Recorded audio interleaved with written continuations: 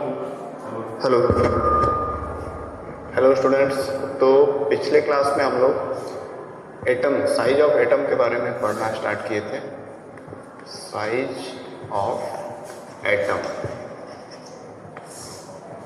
तो जैसा कि हम लोग पहले से पढ़ते आ रहे हैं इस चैप्टर के स्टार्टिंग से कि जो एटम होता है बहुत ही ज़्यादा स्मॉलेस्ट होता है, बहुत ही छोटा होता है। किसी भी मैटर का सबसे स्मॉलेस्ट पार्ट जो होता है वो एटम होता है। ऐसा कई सारे रिसर्च स्कॉलर्स, फिलोसफर्स और अभी तक के जो भी रिसर्च हुए हैं, ऑब्जर्वेशन हुए हैं, उससे यही क्लियर हो रहा है कि एटम बहुत ही छोटा होता है।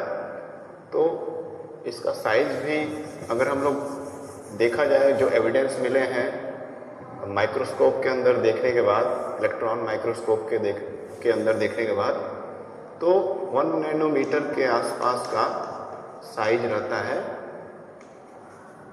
एक एटम के रेडियस, एक नॉर्मल एटम के रेडियस का। और सारे जो एटम्स होते हैं उनके साइज में थोड़ा बहुत डिफरेंसेस होता रहता है, ठीक है। तो थोड़ा सा साइज में डिफरेंसेस रहेगा। ये नॉर्मल जो सभी एटम्स होते हैं उनका जो रेडियस का जो रेंज है, एटम के रेडियस का रेंज है अप्रॉक्सीमेटली 1 नैनोमीटर के बराबर होता है, जो कि 10⁻⁹ मीटर होता है। जिसमें अगर हम लोग हाइड्रोजन एटम का एग्जांपल लें, हाइड्रोजन एटम, तो हम लोग पाएंगे कि हाइड्रोजन एटम का सिंबल H होता है, ठीक। और इसका साइज, अगर इसके एटम का साइज देखा जाए तो 10⁻⁻10 मीटर होता है, which is also known as 1 angstrom, which is also known as 1 angstrom, ठीक। 10⁻⁻10 metre is equal to 1 angstrom. तो ये नैनोमीटर से भी काफ़ी छोटा है, ठीक। ये छोटा क्यों है? क्योंकि हाइड्रोजन जो एटम होता है, ये कोई एटम हो गया, इसके सेंटर में न्यूक्लियस होता है जिसको कर्नेल भी बोलते हैं, कर्नेल। और उसके चारों तरफ एक रिंग रहता है, एनर्जी शेल जिसको बोलते हैं। उसमें एक सिंगल इलेक्ट्रॉन मूव करता रहता है चारों तरफ।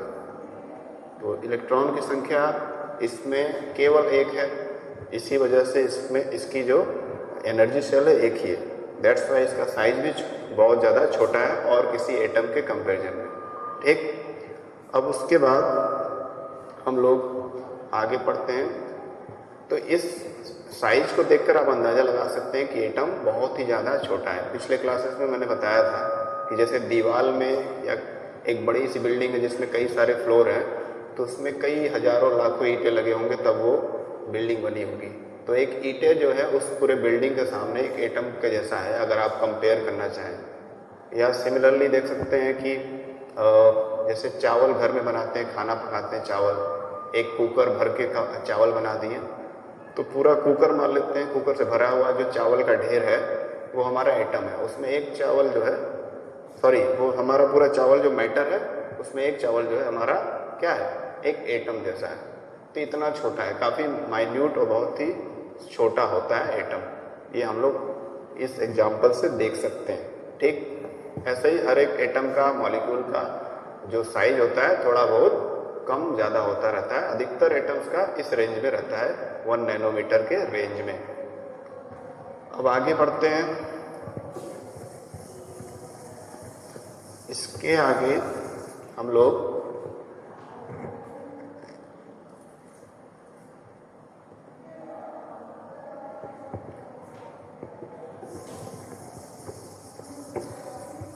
इसके आगे हम लोग हेलो सिंबल फॉर एटम्स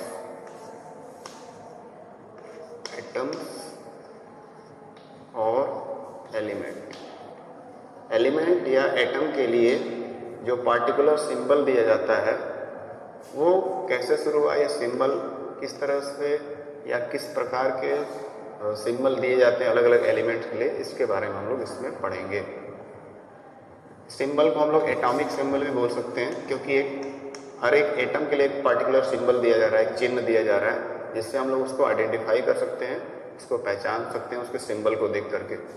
तो सिंबल की जगह हम लोग एटॉमिक सिंबल भी लिख सकते हैं, ठीक।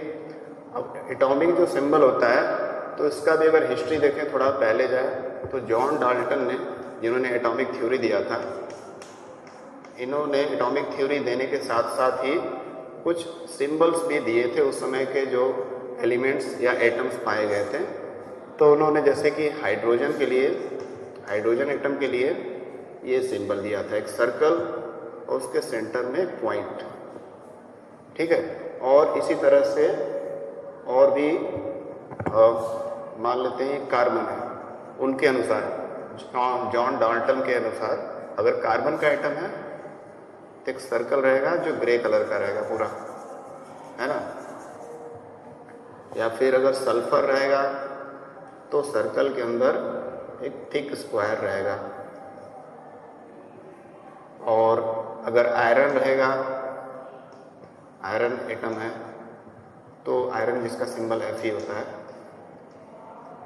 तो अभी तो Fe लिखते हैं, फिलहाल तो Fe नहीं था उस समय, तो उस समय आयरन के सिंबल को जॉन डाल्टन ने किस तरह से रिप्रेजेंट किया, सर्कल के अंदर एक आई।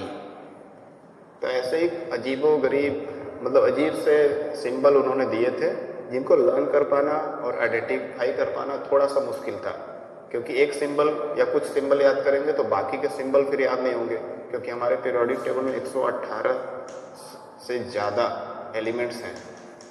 अब सबका स्ट्रक्चर इस तरह से जॉन डाल्टन का जो सिंबल देने का तरीका था उससे याद करेंगे तो शायद याद ना हो पाए या कंफ्यूज हो जाएंगे अब कि इसके सर्कल में सिंबल में डॉट था या नहीं था, तो इस तरह की कंफ्यूजन हो सकती है, ठीक है। हेलो, तो दैट्स वाई इनका जो दिया गया सिंबल का सिस्टम था, एटॉमिक सिंबल का, जो इस तरह से वो कुछ ड्राइंग के फॉर्म में दिखाए थे, वो उतना कारगर नहीं साबित हुआ और कुछ समय बाद ये एक्सेप्ट नहीं किया गया क्योंकि ये कन्वीनियंट नहीं था, ठीक है ना, ये सुविधाजनक नहीं था, इसको समझने में दिक्कत आ रही थी। और इनके कुछ सिंबल्स देख लेते हैं। फॉस्फोरस है जैसे, तो फॉस्फोरस एलिमेंट के लिए कुछ ऐसा सिंबल इन्होंने दिया। तो हर एक एलिमेंट या आइटम के लिए उन्होंने अजीब सा सिंबल दिया जिसको कि याद कर पाना, मेमोराइज कर पाना और लर्न कर पाना थोड़ा सा मुश्किल था, और इससे हम लोग एलिमेंट को जल्दी आइडेंटिफाई भी नहीं कर पाएंगे। हो सकता है कुछ लोग इसको कर पाएँ, लेकिन मैक्सिमम लोगों पर ये उतना कारगर नहीं था कि मैक्सिमम लोगों को ये समझ में आए, है ना। तो ये जॉन डाल्टन का दिया गया एक पिक्चर के फॉर्म में सिंबल था हर एक एटम के लिए। और भी कुछ हम लोग देख लेते हैं। कॉपर एटम के लिए जो डाल्टन ने दिया था, एक थिक सी सर्कल के अंदर, या फिर सिल्वर, हाँ सिल्वर है, अगर सिल्वर एटम है तो सिल्वर के लिए फिर क्या किया उन्होंने, एक सर्कल के अंदर एस, कैपिटल एस लेटर लिख दिया। तो ये काफ़ी डिफिकल्ट होता था याद करने के लिए, इनकन्वीनियंट था। अब आते हैं इसके बाद, अगर हम लोग देखते हैं कि एटॉमिक सिंबल किसने दिया जो ज़्यादा कन्वीनियंट था और इजी था समझना, तो वो था जे बर्जेलियस का। इनका नेम था जे बर्जेलियस।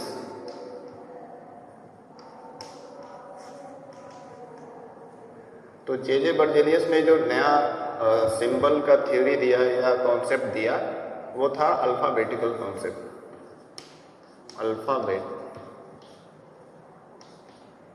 Alphabetical symbols.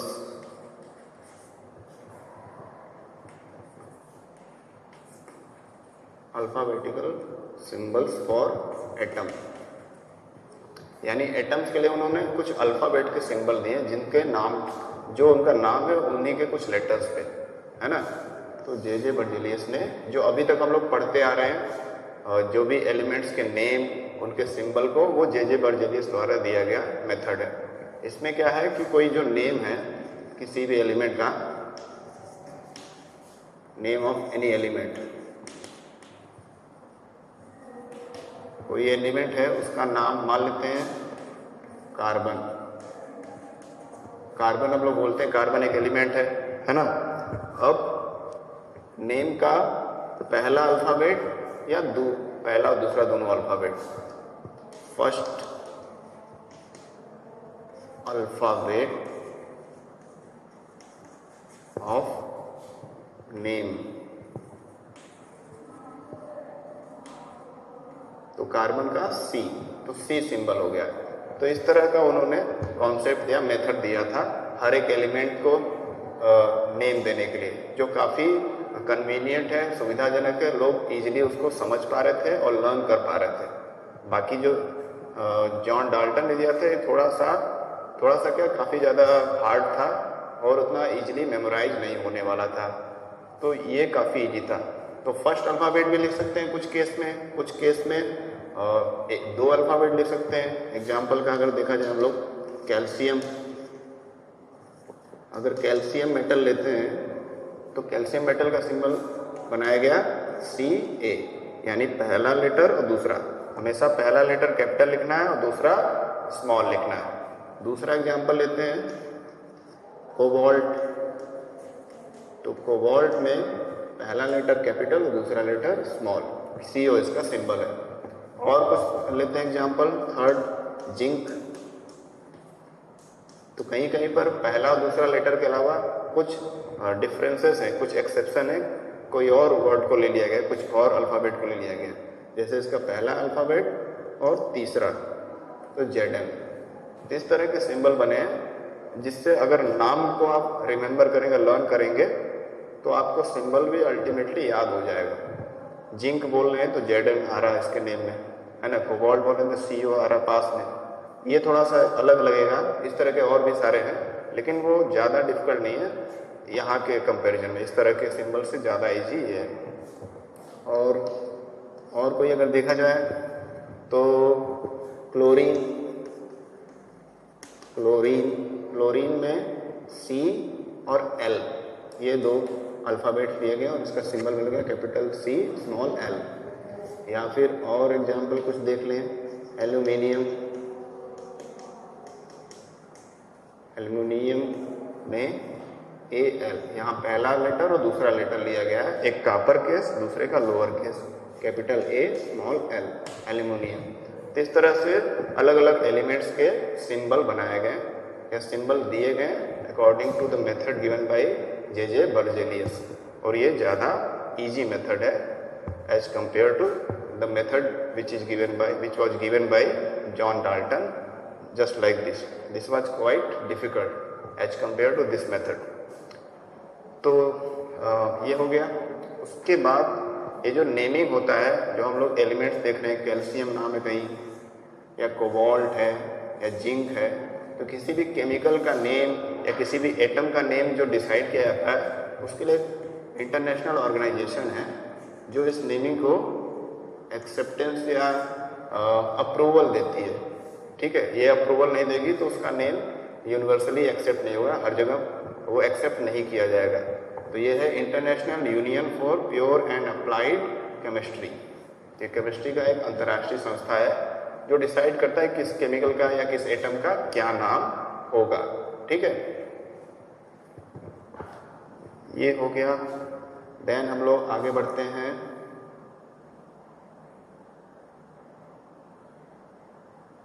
आगे हमारा नेक्स्ट टॉपिक है, इस तरह से आप सिंबल लर्न कर सकते हैं। जैसा कि मैंने पहले क्लास में आपको एटॉमिक नंबर 1 से लेकर के एटॉमिक नंबर 20 तक का लर्न करने के लिए बोला था। अप टू क्लास 10 उतना आपके लिए सफिशिएंट है।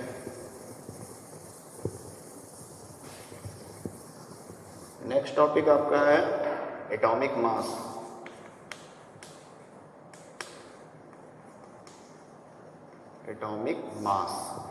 एटॉमिक मास का मतलब होता है कि हर एक जो एटम है उसका एक पार्टिकुलर मास होगा।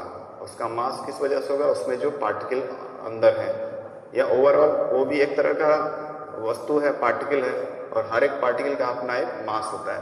तो एटम का भी जो मास होता है उसी को एटॉमिक मास बोलते हैं। जैसे कि atomic mass of oxygen is, oxygen का अगर एटॉमिक मास देखें, एटॉमिक मास ऑफ ऑक्सीजन या कुछ भी, सल्फर बोल सकते हैं, सल्फर, सल्फर एटम कितना होगा, सल्फर एटम यहाँ लिखना जरूरी है, या एटॉमिक मास है तो भी क्लियर है, 32 यू उसमें लिखते हैं, यू फॉर यूनिट, ठीक है, यू फॉर यूनिट। तो यहाँ पर किसी भी एटम का जो मास होता है उसी को हम लोग एटॉमिक मास बोलते हैं। और आप सीरियल वाइज पीरियोडिक टेबल में देखेंगे तो हर एक एलिमेंट का एटॉमिक नंबर है और उसका क्रम से उसका मास है, ठीक। अब ये एटॉमिक मास निकाला कैसे जाता है, कैसे हर एक एलिमेंट का, हर एक एटम का एटॉमिक मास फाइंड आउट किया जाता है, तो इसके लिए कुछ केसेस हैं। उसके लिए क्या करना हो, इसका एक फार्मूला दिया गया है जिससे आप किसी भी एटम का एटॉमिक मास निकाल सकते हैं। और एटम का एटॉमिक मास निकालने के लिए कुछ परसेंटेज आइसोटोप के बारे में जानना जरूरी है, जो आप नेक्स्ट चैप्टर में पढ़ेंगे। आइसोटोप क्या होता है, isotope are those atoms which have same atomic number, those atoms या elements which have same atomic number but different mass number,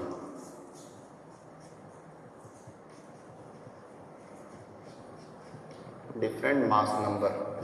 यानी ऐसे कुछ एलिमेंट हैं या बहुत सारे, सभी के कुछ ना कुछ आइसोटोप होते हैं, कुछ एलिमेंट का छोड़कर। तो ऐसे एलिमेंट जिनका मास नंबर सेम हो लेकिन एटॉमिक नंबर सेम हो, बस मास नंबर डिफरेंट हो। एग्जाम्पल के लिए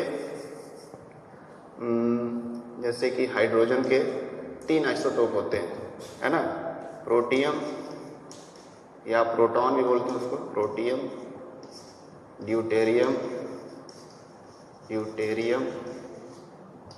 और ट्राइटियम। और इसको लिखते कैसे, हाइड्रोजन को प्रोटियम में 1 ड्यूटेरियम में 2 1, ट्राइटियम में 3 1। ये क्या है कि ऊपर का जो नंबर है, किसी भी एटम को जब लिखते हैं, मान लेते हैं कोई एटम का सिंबल है, तो यहाँ पे ए लिखते हैं, यहाँ पे Z, A for mass number बोलते हैं, ठीक, और जेड फॉर एटॉमिक नंबर, ठीक। और ये हमारा एटम का सिंबल है, ठीक। यहाँ पे कोई भी एटम का सिंबल लिखेंगे, एटॉमिक सिंबल, तो यही लिखा हूं मैं, ये हाइड्रोजन का सिंबल है। हाइड्रोजन के आइसोटोप का मतलब उसके फॉर्म, किस रूप में वो एग्जिस्ट करता है पार्टिकुलर एटम या एलिमेंट। तो हाइड्रोजन 3 फॉर्म में एग्जिस्ट करता है हमारे पृथ्वी में, हमारे एनवायरनमेंट में, प्रोटियम के रूप में, ड्यूटेरियम के रूप में, ट्राइटियम के रूप में, लेकिन उसमें भी परसेंटेज होता है। तो सबसे ज़्यादा परसेंटेज में हाइड्रोजन जो है प्रोटियम के रूप में रहता है, बाकी थोड़ा बहुत ही माइनर अमाउंट में इस ड्यूटेरियम और ट्राइटियम के फॉर्म में रहता है। ये तीनों आइसोटोप हैं, क्यों?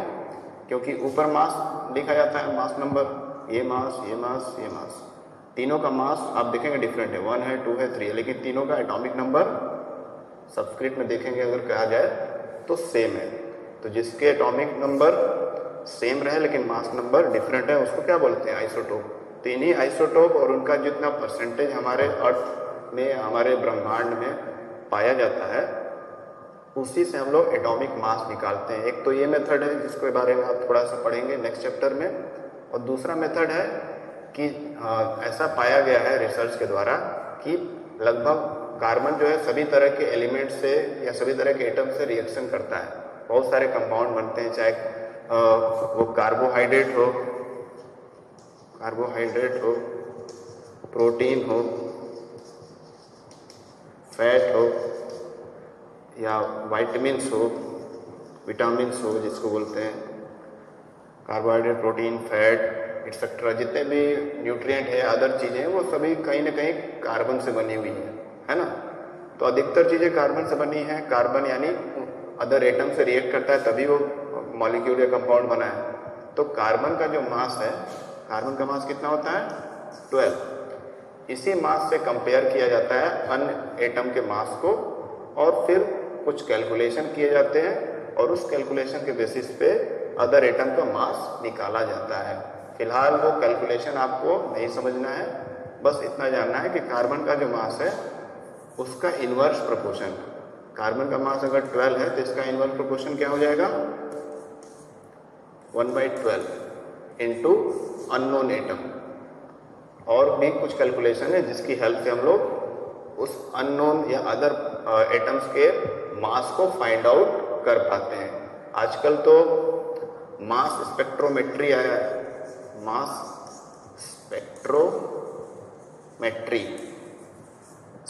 स्पेक्ट्रोमेट्री मशीन जो है उसकी हेल्प से हम लोग किसी भी एटम का मास फाइंड आउट कर सकते हैं। ये कैलकुलेशन ये करने की आवश्यकता नहीं पड़ती है। तो आजकल बहुत सारे एडवांस डिवाइसेस हैं जिसमें स्पेक्ट्रम यानी लाइट रेस पास होंगी किसी भी एलिमेंट से।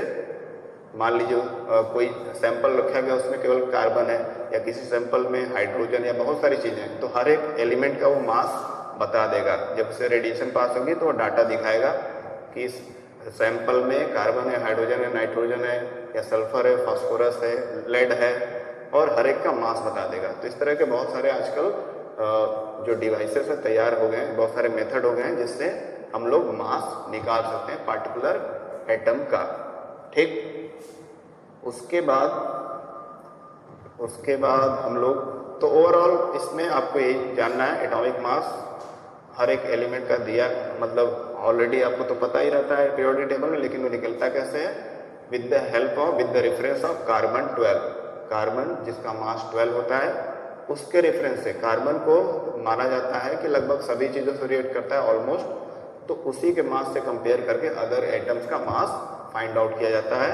या फिर ये जो मैंने आइसोटोप का मेथड बताया उससे भी मास निकाला जाता है एटम का, हर एक एटम का, जिसको आप नेक्स्ट चैप्टर में थोड़ा सा पढ़ेंगे कैलकुलेशन।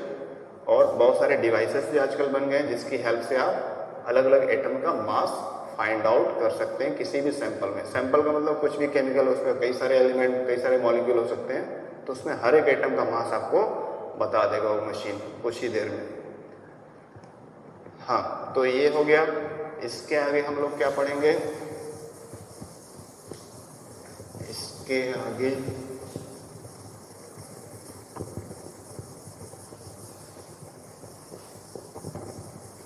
हाँ, हमारा नेक्स्ट टॉपिक क्या है,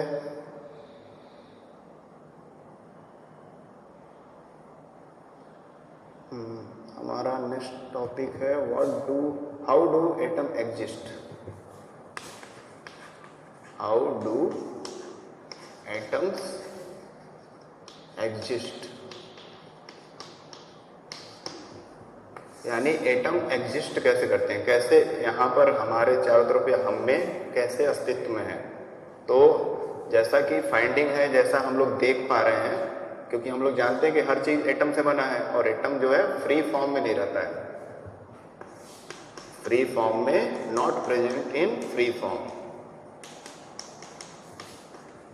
फ्री फॉर्म यानी फ्रीली अवेलेबल नहीं है, हर एक एटम अलग अलग नहीं है। अगर वो अलग अलग रहता है तो कोई भी ऑब्जेक्ट का कोई शेप नहीं रहता, कोई भी मैटर हमको दिखता नहीं, क्योंकि एटम बहुत ही माइन्यूट है, बहुत ही टीनी पार्टिकल्स हैं। तो फ्री फॉर्म में नहीं रहते हैं, वो कंबाइंड फॉर्म में रहते हैं। कंबाइंड फॉर्म यानी बहुत सारे एटम एक दूसरे से कंबाइंड होते हैं, अट्रैक्ट होते हैं और फिर कुछ मॉलिक्यूल या कंपाउंड बना लेते हैं। कंबाइंड फॉर्म में ही केवल ये, एक मिनट, कंबाइंड फॉर्म में ही केवल प्रेजेंट रहते हैं, है ना। अब कंबाइंड फॉर्म में ये प्रेजेंट हैं तो ये कॉम्बिनेशन कैसे होता है, लॉ ऑफ कॉम्बिनेशन तो हम लोग पढ़ लिए थे, लॉ ऑफ केमिकल कॉम्बिनेशन, कि एक फिक्स रेशियो में बहुत सारे एटम्स कंबाइंड होते हैं। लेकिन कंबाइन होने के पीछे का रहस्य क्या है, कैसे कंबाइन होते हैं। तो कंबाइन होने के पीछे का जो थ्योरी है वो हमको पता चलेगा नेक्स्ट टॉपिक में, जो हमारा टॉपिक है molecules. Molecule means when two or more atoms combine together by a force which is known as chemical bond, then they are known as molecules, ठीक ना। तो दो या दो से ज़्यादा एटम्स कंबाइंड हो जाएं एक दूसरे से, किसी फोर्स के तहत एक दूसरे के पास आ जाएं और एक रूप ले लें, एक मॉलिक्यूल का आकार ले लें, एक कंपाउंड का आकार ले लें, तो उसको वो जो फोर्स है वो केमिकल बॉन्ड है, और जो एटम कंबाइंड होकर नया चीज कुछ बना रहे हैं उसको क्या बोलते हैं? मॉलिक्यूल बोलते हैं। सिंपल भाषा में कह सकते हैं when to or more atom combined together with a force which is known as chemical bond, then there is a formation of something new substance which is known as chemical or compound, molecule or compound, ठीक।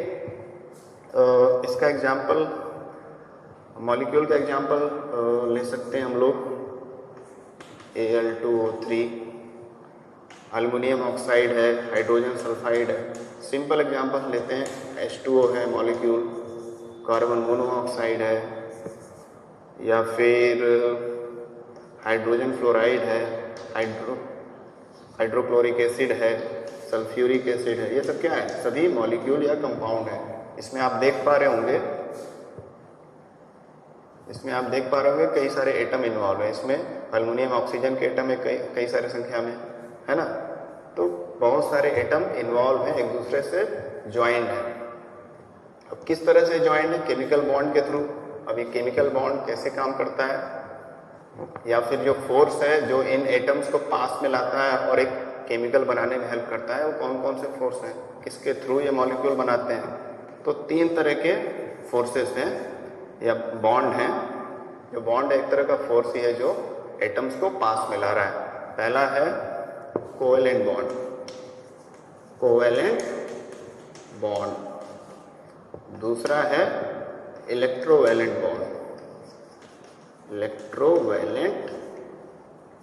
Bond, and third है dative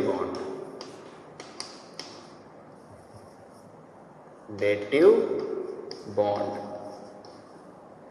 तो ये 3 तरह के bonding system है या bonding method है, अलग अलग तरह के एटम में इन्वॉल्व होते हैं, जिससे एटम मॉलिक्यूल में कन्वर्ट हो जाता है।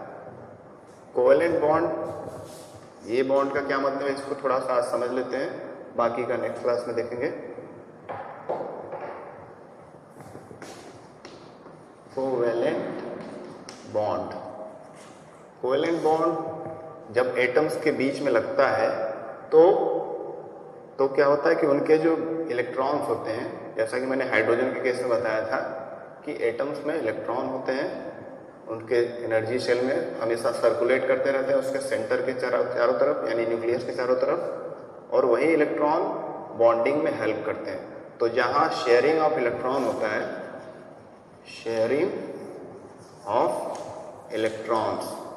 तो उसी को हम लोग क्या बोलते हैं? Covalent bond. उसी इलेक्ट्रॉन के शेयर करने से, एक एटम का कुछ इलेक्ट्रॉन दूसरे एटम के कुछ इलेक्ट्रॉन से जब शेयर हो जाता है तो एक मजबूत जोड़ बना देता है, जिसको कि बॉन्ड बोलते हैं। तो इस तरह के जो शेयरिंग होती है उसको कोवेलेंट बॉन्ड बोलते हैं, या केमिकल बॉन्ड का एक टाइप इसको बोलते हैं, जहाँ पे इलेक्ट्रॉन का शेयरिंग होता है। इसके लिए मैं एक एग्जांपल आपको बताता हूँ, सिंपल सा हाइड्रोजन का, कि हाइड्रोजन जो है हमारे एटमॉस्फेयर में H के फॉर्म में, यानी एटम के फॉर्म में नहीं मिलता है, जैसा हम लोग अभी पढ़ते आ रहे हैं, कोई भी फ्री फॉर्म में नहीं रहता है, कंबाइंड रहता है। तो हाइड्रोजन किस फॉर्म में मिलता है हमको? हमारे एटमॉस्फेयर में H2 के फॉर्म में। यानी H2 एक तरह का है, एटम है या मॉलिक्यूल? ये मॉलिक्यूल है। तो कैसे मॉलिक्यूल बना, इसको समझते हैं।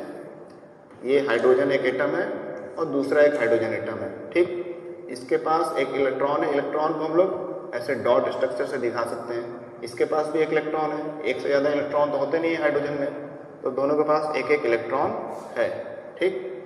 अब ये इलेक्ट्रॉन इससे शेयर कर लिया, ठीक ना। दोनों एक दूसरे के इलेक्ट्रॉन को शेयर कर रहे हैं, और इससे क्या होगा? एक जोड़ बन गया, है ना। इससे क्या है? एक जोड़ बन गया, बॉन्ड बन गया, और जिससे दोनों जुड़ गए। अब इसको हम लोग, पहले तो ये एटम के फॉर्म में था, जैसे ही इनके इलेक्ट्रॉन या ये सब पास में आए तो इनके इलेक्ट्रॉन शेयर्ड हो गए, और जिसकी वजह से एक फोर्स बन गया जो इनको दूर फिर नहीं जाने दे रहा है, और ये मॉलिक्यूल में कन्वर्ट हो गए, हाइड्रोजन गैस के मॉलिक्यूल में कन्वर्ट हो गए, है ना। तो इस तरह से शेयरिंग ऑफ इलेक्ट्रॉन जहाँ होता है उसको कोवेलेंट बॉन्ड बोलते हैं। It's the kind of force which pulls the or share the electron between two or more atoms. ठीक, और इसके बारे में और ज़्यादा हम लोग नेक्स्ट क्लास में पढ़ेंगे। फिलहाल के लिए इतना ही। Okay, thank you.